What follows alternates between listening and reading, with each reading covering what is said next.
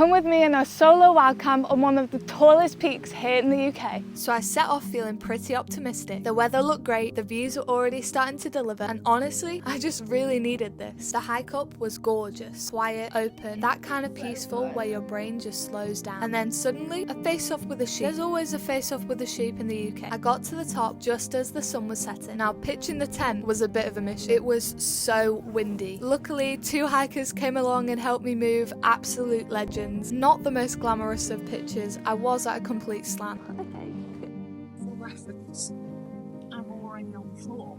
But I woke up to unreal views. Hiked down, then ended up sleeping in the car park. Was it glamorous? No. But was it perfect? Yes.